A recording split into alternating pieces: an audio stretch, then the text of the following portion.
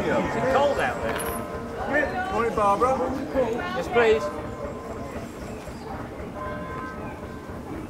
Oh.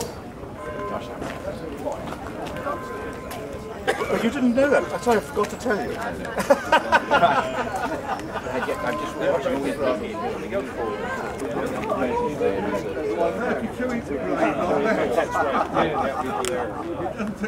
Is there any more? Another 5 foot. Another 5 foot, George.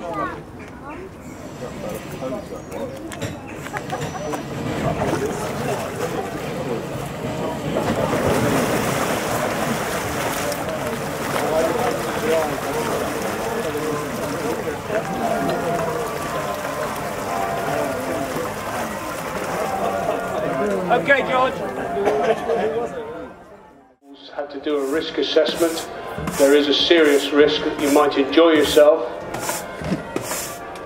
Exceedingly minor risk that you might fall in the cut.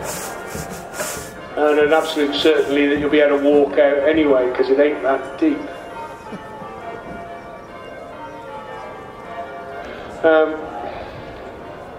They used about a ton of coke as fuel, and they drew their water directly from the canal. And the maximum crew of a steamer in those days was 4 men or women working shifts. All male crews were usual, except during the Great War, when the complete family crews actually ran the steamers. Spartan sleeping accommodation in the cabin was little used because on many runs the crews were frequently changed. In 1925, President had her boiler and engine replaced by a Swedish Vollander 15 horsepower crude oil engine, and she was returned to the fleet as a motorboat. Her carrying capacity was increased by nearly 8 tons. So the capacity went up to 20 tons near enough. She was sold in 1946 to the Walsall-based coal carrier Ernest Thomas, and in 1948 she passed to George and Matthews of Wolverhampton, again to carry coal. Her working days ended with BW Northern Maintenance Fleet based at Northwich, and she was bought as a derelict hull in 1973 by Malcolm Brain and Nicholas Bostock. Here we see President passing under the bridge at the entrance to the marina with our VIP guests and the official opening. Yes, it is compulsory that you smile just this once.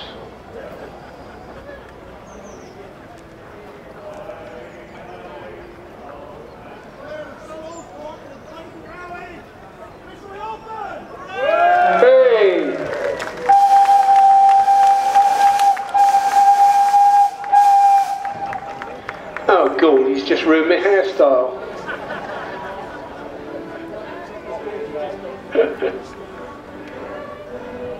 Sing up, folks. Happy birthday. Happy birthday to you. Oh dear. Birthday to you. Happy birthday, dear President.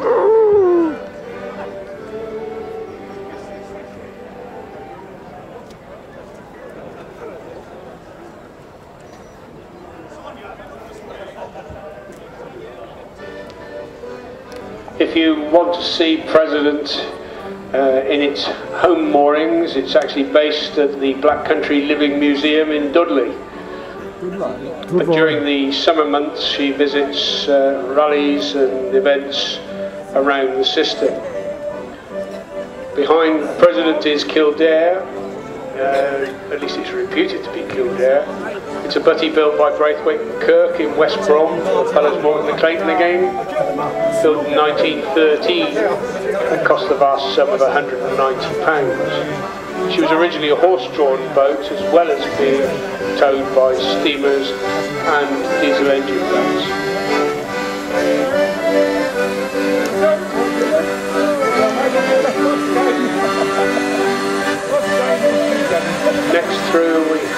the Dove.